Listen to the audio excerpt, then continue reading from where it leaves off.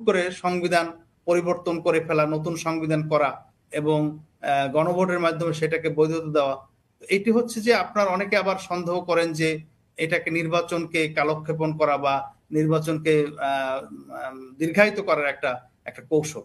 সেই ক্ষেত্রে আমার মনে হয় না যে আপনার এই ক্ষেত্রে আপনার একটা ঐক্যমত্য হবে বা কিছু। সেকেন্ড রিপাবলিক বলতে আসলে তারা কি বোঝাতে চায়, এটা আপনি কতটুকু কিভাবে দেখছেন বা আপনি কিভাবে বুঝতে পারেন বিষয়টি?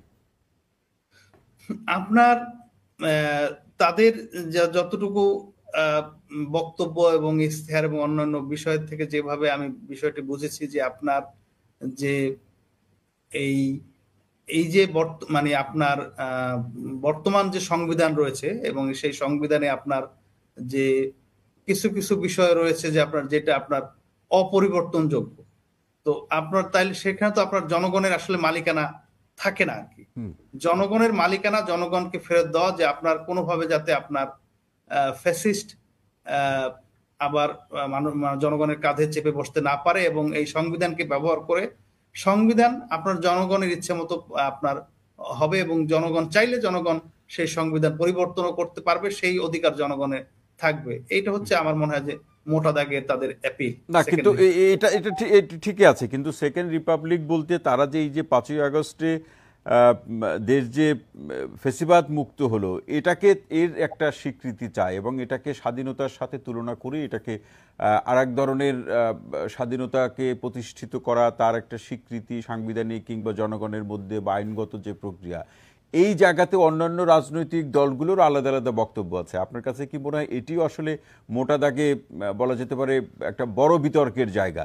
এই জায়গাতেও কি কোনো সমাধান হবে ঐক্যবদ্ধভাবে বা রাজনৈতিক দলগুলোর সাথে, নাকি এনসিপিকে এই প্রসঙ্গগুলো বা বিষয়গুলো নিয়ে এককভাবে রাজনীতি বা এককভাবে হাঁটতে হবে? এখন মানে এটা তো শুধুমাত্র মানে আপনার এনসিপি বা বিএনপি বা জামাতের উপর নির্ভর করে না, সব দলেরই একটা দায়িত্বশীল ভূমিকা রাখতে হবে। তবে এনসিপি যদি অনর হয়, ফর এক্সাম্পল আমরা সবাই কিন্তু জুলাইয়ের যে শহীদদের আত্মত্যাগ এবং যেসব ভাইয়েরা আমাদের আহত হয়েছেন, এখনো অসুস্থ আছেন বা সুস্থ হয়েছেন, এদের আত্মত্যাগ তো অবশ্যই আপনার রাষ্ট্রকে স্বীকার করতে হবে, এ ব্যাপারে কোনো ডাউট নেই আর কি। কিন্তু আপনার মনে করেন যে ধরেন আপনার এই যে আন্দোলনটা কিন্তু শুরু হয়েছিল কোঠা বিরোধী আন্দোলন, যে মুক্তিযুদ্ধদের নাতিপুতিরা পর্যন্ত এই সুবিধা পাবে।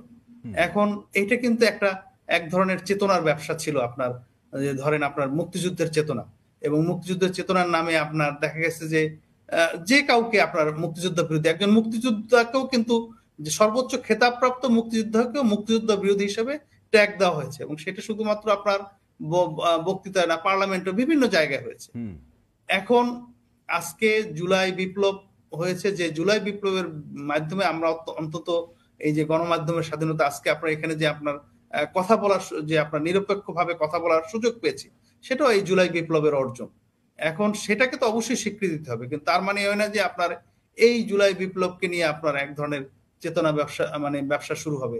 আপনার যারা শহীদ হয়েছে তাদের গেজেট নোটিফিকেশন করে তারা একটা মানে আপনার তার পরিবার অবশ্যই ক্ষতিপূরণ পেতে পারে বা পাবে, এবং যারা সত্যিকার ভাবে এই জুলাই বিপ্লবকে কেন্দ্র করে আহত হয়েছে অন্য কোনো ইস্যুতে নয়, কিন্তু গণমাধ্যম বলছে যে ১ বছরও শহীদদের পূর্ণ তালিকা করা সম্ভব হয় নাই বা সরকার এটি করতে পারেনি। হ্যাঁ, এখন এটা সরকার শুধু করতে পারেনি, শুধু সরকারকে দায়িত্ব দিলেও তো হবে না। আপনার ধরেন আপনার অন্যান্য রাজনৈতিক দলগুলো তো চেষ্টা করছে, আপনার বিএনপি চেষ্টা করছে, আপনি জানবেন যে জামাত ইসলামী একটা বই আপনার বের করেছে, আপনার এনসিপি যে আপনার মানে বলতেছে তারা একটা বড় স্টেক হোল্ডার। আমি মনে করি যে তাদেরও দায়িত্ব আছে, কারণ আপনার এই সরকার তো আপনার ফুললি ইকুইপড না। আপনার এইসব ক্ষেত্রে তো সরকারকে আপনার সহযোগিতা করতে হবে রাজনৈতিক দলগুলো। এখন রাজনৈতিক দলগুলো যদি অপেক্ষা করেন যে ইউনূস সরকার তাদের সহযোগিতা চাইবেন তারপরে সহযোগিতা করবেন, বিষয়টা তো এরকম না, কারণ এটা তো, দেশটা তো আমাদের সবার, এবং এই শহীদদের মর্যাদা দেওয়ার দায়িত্ব শুধু সরকারের না, আমাদের প্রতিটি নাগরিকের, আমরা প্রত্যেকটা নাগরিক কিন্তু আমরা তাদের না, কাছে। কিন্তু সেটি তো আছে, সবাই যার যার জায়গা থেকে সহযোগিতা করবে এবং সরকার যে উদ্যোগগুলো গ্রহণ করবে সেই উদ্যোগগুলো বাস্তবায়নের প্রশ্নে সহযোগিতা করবে। কিন্তু সরকার যে উদ্যোগগুলো নিয়েছে সেই জায়গাতে কি কোনো ঘাটতি দেখেন কিনা? অবশ্যই ঘাটতি রয়েছে, সেটা তো আমি বললামই যে আপনার সরকার ফুললি ইকুইপ না। যেমন ধরেন আপনার এই যে শহীদদের যে মানে হত্যা মামলা, সেটা তো রাষ্ট্রের করার কথা ছিল না।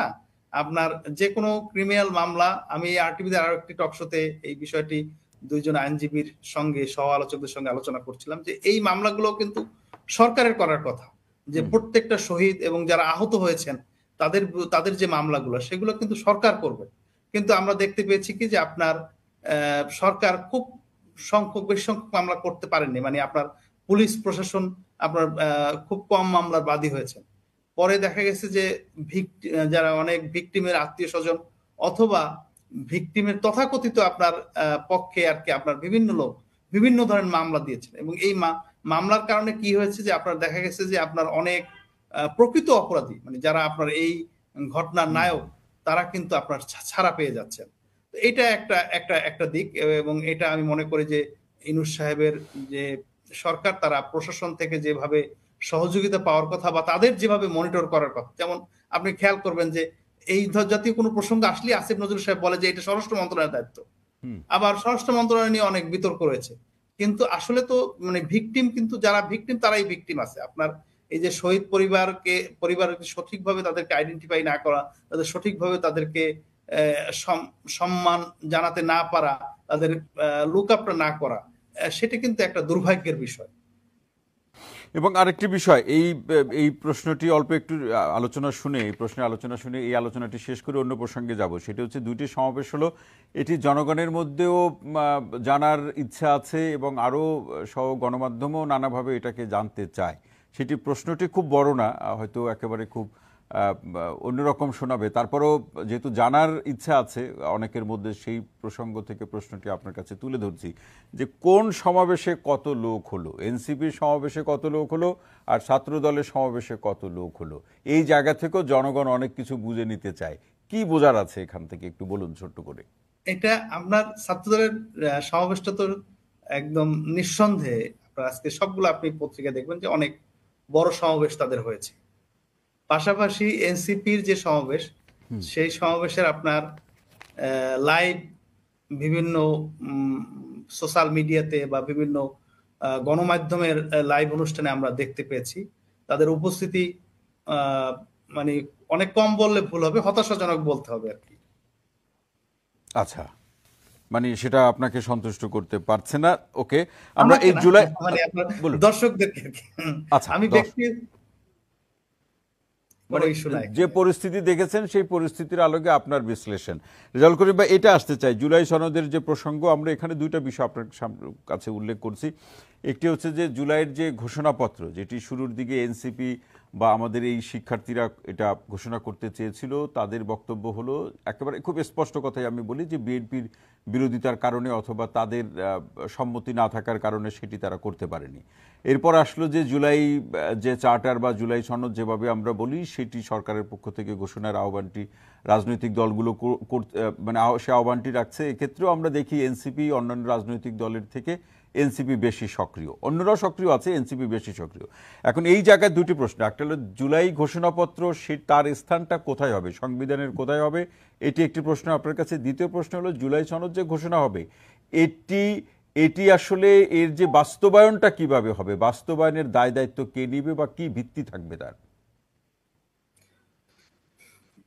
প্রথম কথা হচ্ছে যে জুলাই সনদটা সংবিধানে আপনার ওই যে ঘোষণাপত্র, জি, ঘোষণাপত্র আপনার সংবিধানে কোন অংশে থাকবে সেটি তো আপনার একটি আপনার ব্যাখ্যা বিএনপির স্থায়ী কমিটির সদস্য জনাব সালাউদ্দিন সাহেব দিয়েছেন, যে আপনার যে ঘোষণাপত্র অংশটা সেটা শুধু উল্লেখ করা হবে এবং বাকি জিনিস ঘোষণাপত্র থাকবে, এটা সংবিধানে আপনার যুক্ত করার কোনো প্রয়োজন নেই আর কি। এটা গেল একটি দিক, কারণ আপনার ধরেন যে বিষয়গুলো একমত হবে সেই বিষয়গুলোই তো আপনার কার্যকর হবে। আর একটা জিনিস আপনি যেটা বলছেন খুব গুরুত্বপূর্ণ, যে জুলাই সনদটা যে হচ্ছে বা হবে, এইটা কার্যকর করার দায়িত্ব কে নেবে। আপনার এখানে কিন্তু সব দল ঐক্যমত হয়েছে যে আপনার এই এই এই সনদটা, মানে আপনার অনেক বিষয় এসেছে কিন্তু আপনার বেশিরভাগ বিষয় তো তা ঐক্যমত হয়নি। যেসব বিষয় ঐক্যমত হয়েছে সেই সব বিষয়ে কিন্তু সকল দলগুলোই ঐক্যমত পোষণ করেছে, এবং সেই ক্ষেত্রে অবশ্যই সেটা যারা আগামী দিনে পার্লামেন্টকে রিপ্রেজেন্ট করবে, আমি শুধু ক্ষমতাসীন দল বলতে চাই না, কারণ পার্লামেন্টে যে 300 সদস্য প্লাস 50, 350 সদস্যই কিন্তু আপনার এইটা বাস্তবায়ন করার জন্য তাদের উপর দায়িত্ব বর্তাবে, কারণ তারা কিন্তু জনগণের কাছে প্রতিশ্রুতিবদ্ধ। আপনার হয়তো 2-4 জন ইন্ডিপেন্ডেন্ট বা 5 জন 10 জন ইন্ডিপেন্ডেন্ট ক্যান্ডিডেটও আসতে পারেন, কিন্তু রাজনৈতিক দল বলতে যারা আছে তারা কিন্তু একদম কমিটেড টু দা আপনার government, committed to the public, যে তারা এটা বাস্তবায়ন করবে।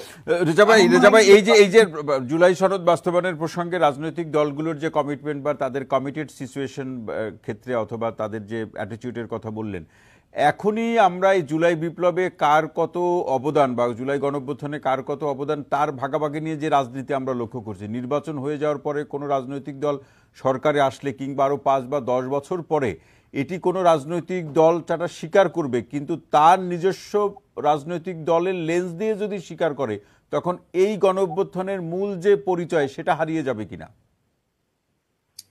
আমার মনে হয় না যে এই গণঅভ্যুত্থানের মানে মৌলিকতা এটা হারানোর কোনো সুযোগ আছে। কোনো দল যদি এটাকে ইগনোরও করে, তারা ইতিহাসে আস্থা করে নিক্ষিপ্ত হবে। আপনি দেখেন যে 69-এর গণঅভ্যুত্থান, 90-এর গণঅভ্যুত্থান,